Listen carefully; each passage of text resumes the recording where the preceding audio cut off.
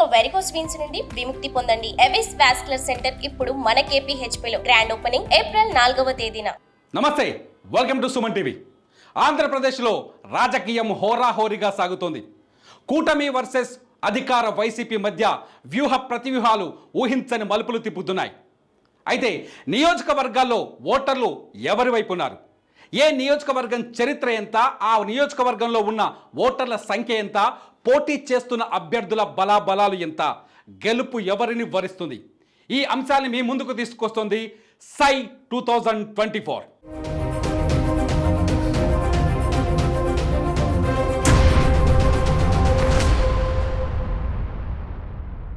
ప్రస్తుతం మనం ఆంధ్రప్రదేశ్ ఈశాన్య మార్గానికి ముఖద్వారంగా ఉన్న ఇచ్చాపురం నియోజకవర్గం వివరాలు చూద్దాం.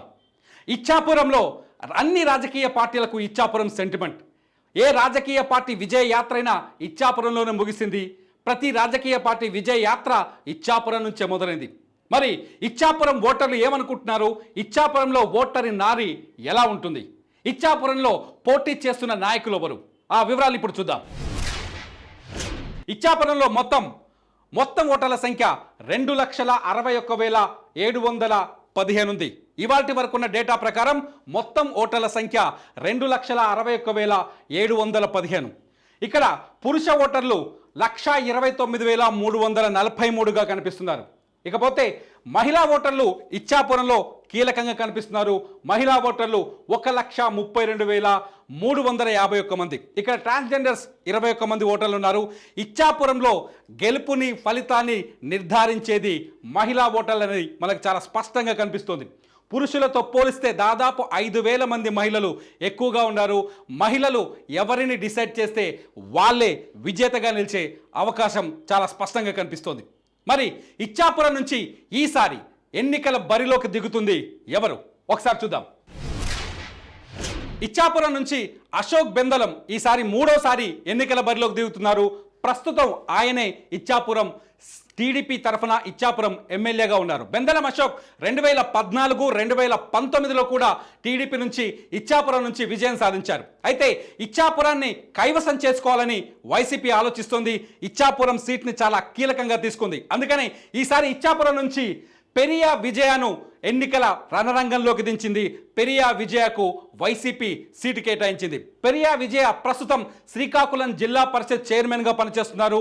ఆమె కుటుంబం కూడా ఆమె భర్త కూడా గతంలో ఎమ్మెల్యేగా పనిచేసిన అనుభవం ఉంది. ఇకపోతే కాంగ్రెస్ నుంచి మసుపర్తి చక్రవర్తి రెడ్డి షర్మిల కాంగ్రెస్ నుంచి మసుపర్తి చక్రవర్తి రెడ్డిని ఎన్నికల రంగంలోకి దించింది. చూద్దాం ఈ ముగ్గురిలో ఎవరిని విజయం వరిస్తుందో. మరి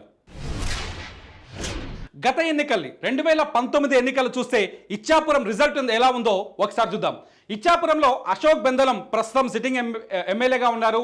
అశోక్ బెందలానికి మొత్తం ఓటర్లు గత ఎన్నికల్లో మొత్తం 79,992 ఓట్లు పోలయ్యాయి. అది 47.5%. ఇకపోతే పెరియా సాయిరాజ్ ఎవరైతే ఇప్పుడు పెరియా విజయ్ ఉన్నారో, పెరియా విజయ్ భర్త అశోక్ బెందలాన్ని ఓడించడానికి ట్రై చేశారు. 2019లో పెరియా సాయిరాజ్కి 72,847 ఓట్లు పడ్డాయి. అంటే 43.2% ఓట్లు ఆయనకు దక్కాయి. ఇకపోతే దాసరి రాజు గత ఎన్నికల్లో ఆంధ్రప్రదేశ్లో జనసేన ఒంటరిగా పోటీ చేసింది. టీడీపీ ఒంటరిగా వెళ్ళింది. జనసేన ఒంటరిగా పోటీ చేసింది.